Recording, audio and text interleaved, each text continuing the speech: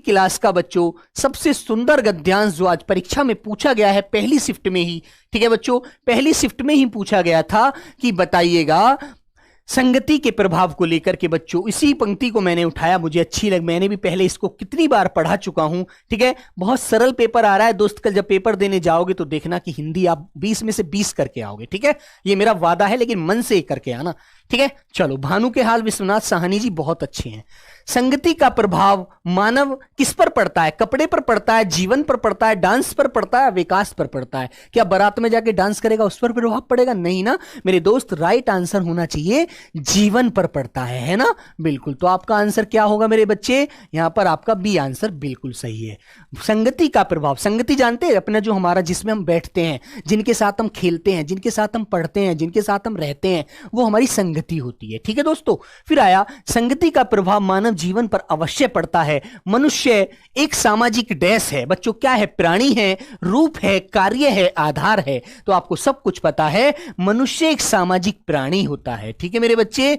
मनुष्य एक सामाजिक प्राणी है जो सबके बीच में रहता है, ठीक है। आगे चलिएगा, इसलिए वह समाज के बिना नहीं डैश सकता, नहीं डैश नहीं रह डैश रह जाएगा, रह सकता, या बच्चे रह बताएगा या रह रुकेगा। तो आपको सीधा सा पता है कि वह समाज के बिना नहीं रह सकता, ठीक है बच्चे, वह समाज के बिना नहीं रह सकता। तो आपको यहां पर भरना चाहिए आंसर नहीं रह सकता। समाज में रहने के कारण वह किसी ना किसी की डैश साथ जरूर करेगा, संगत जरूर करेगा, या दोस्ती जरूर करेगा, या बात जरूर करेगा। तो बताइए भाई, आपको दिखना चाहिए भाई, यहां पर दोस्ती की तरफ भी कुछ बच्चे जा रहे होंगे जो गलत आंसर हो जाएगा। प्यारे बच्चे, जो हमारा संगत को लेकर के सारा गद्यांश हमें दिया है, तो हमें संगत ही इसमें राइट आंसर लगाना है, दोस्ती की तरफ नहीं जाना है। ये तो हमें फंसाने के लिए आंसर दिया है ताकि हम गलत करें। संगत जरूर करेगा, यदि संगत डैश है तो वह गुणवान होगा। यदि संगत बुरी है तो गुणवान होगा। बुरी संगत से गुणवान होता है व्यक्ति? नहीं ना।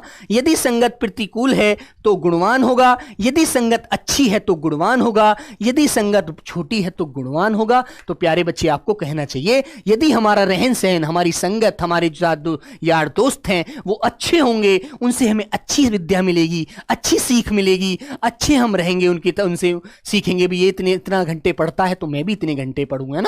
तो प्यारे दोस्त, इसलिए हमें अच्छी संगत की आवश्यकता पड़ती है। हमारे मम्मी पापा भी कहते हैं दोस्त अच्छे बनाओ जो आपके लिए लाभदायक हो, आप उनसे अच्छी बातें सीखो। तो प्यारे दोस्तों, बिल्कुल मत घबराइए, पेपर आपके हिसाब से आ रहा है, आपके अनुकूल आ रहा है ना। और बच्चों, ये तो वह बच्चा बताता है जो पेपर देकर आता है, वरना तो बाहर तो बच्चे क्या क्या लोग बोलेंगे, क्या क्या कहेंगे। एक कहावत सुनी है आपने?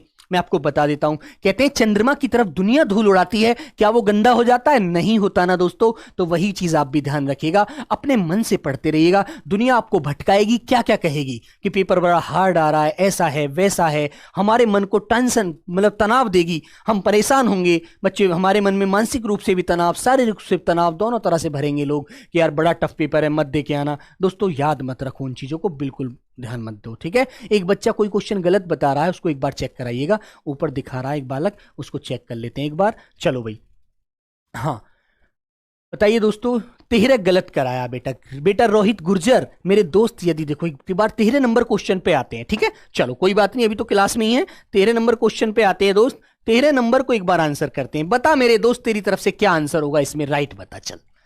ठीक है भी रोहित, बता मेरे बच्चे। बूंद बूंद से घड़ा भरता है, तो मेरे बच्चे क्या रीति होती है बूंद बूंद?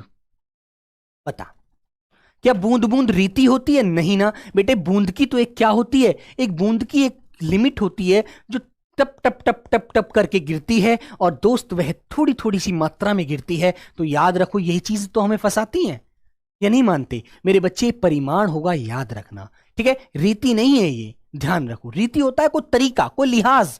बूंद का कोई तरीका है क्या? बूंद का कोई लिहाज है क्या? कोई ढंग है क्या मेरे दोस्त? कोई विधा है क्या बूंद की? नहीं है ना। कोई प्रकार है क्या बूंद का? नहीं है ना दोस्त। तो याद रख, ये रीति नहीं होगा मेरे बच्चे, ये परिमाणवाचक ही होता है। बूंद बूंद से, जैसे मैंने कहा गिलास में थोड़ा थोड़ा दूध डालो, ठीक है, ताकि वो चीनी घुल जाए, ठीक है ना। तो बेटा परिमाण ही तो हुआ, बूंद बूंद करके टपकाओ।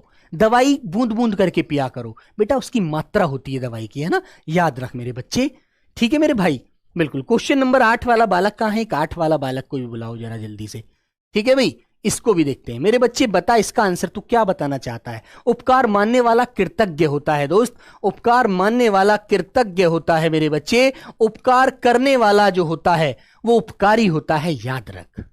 ठीक है सर, मेरा कमेंट नहीं पढ़ते, दीनदयाल उपाध्याय ऐसा हो जाएगा बेटा कभी क्या? ठीक है, आप ऐसा ना सोचा करो, मेरे बारे में ऐसा मत सोचा कर मेरे दोस्त, मुझे बड़ा दुख होता है जब तू ऐसी छोटी बातें करता है। ठीक है, चल तो कल मिलेंगे। कल तो बेटा अब शायद पेपर नहीं होगा, सैटरडे में है ना, सैटरडे संडे तो पेपर नहीं होता है। ठीक है, या किसी बच्चे का है एक बार कमेंट करके बताइएगा। रीति क्या होती है? रीति होती है बेटा हमारा जो एक काम करने का स्टाइल जो होता है। स्टाइल तो जानते हो, कोई लड़का नई पैंट लेके आया, जब वो इधर उधर देख के चलता है तो उसकी स्टाइल, जो स्टाइल एक रीति है कि जब भी नया कपड़ा लाता है तभी ऐसे ऐसे करके देख के चलता है, तो रीति हो गई वो। ठीक है ना, उसका ढंग हो गया, उसका लिहाज हो गया, उसका तरीका हो गया। तुम भी कहोगे जब भी नए जूते या नए कपड़े लेकर आता है, जब भी कहीं दावत में जाता है तो पहले 2-3 बार आगे पीछे देखता है कि पैंट सही तो लग रही है, बुरी तो नहीं है। ठीक है मेरे भाई, तो यही चीज होती है रीति, याद रहेगा। बहुत बढ़िया। बताइए कल किसी का पेपर है? कल बेटा, कल का बताइए। 31 को, 2 फरवरी को सब बता रहे हैं, कल बताइए कल किसी का पेपर है? हाँ बेटा, यानी पहले भी मैं बता चुका हूं एक बार, यानी बच्चों बड़ी वाली ई वाला ही सही माना गया है, इसी को लॉक करिए। ठीक है, ध्यान रखो। 2 फरवरी को नहीं है, चलो कोई बात नहीं, कल सैटरडे है ना बेटा, Sunday Saturday paper exam SSC कराती नहीं है बिल्कुल। चलो कल गजेटेड छुट्टी थी 26 जनवरी के उपलक्ष्य में। तो चलिए सभी प्यारे बच्चों को मेरा नमस्ते, जय हिंद। पढ़ते रहिएगा दोस्त, इस बार जरूर वर्दी लेनी है आप लोगों को। अपने अंदर वो जुनून, वो क्षमता, वो ताकत रखिएगा। और किसी को कोई मोटिवेट की जरूरत नहीं है दोस्तों।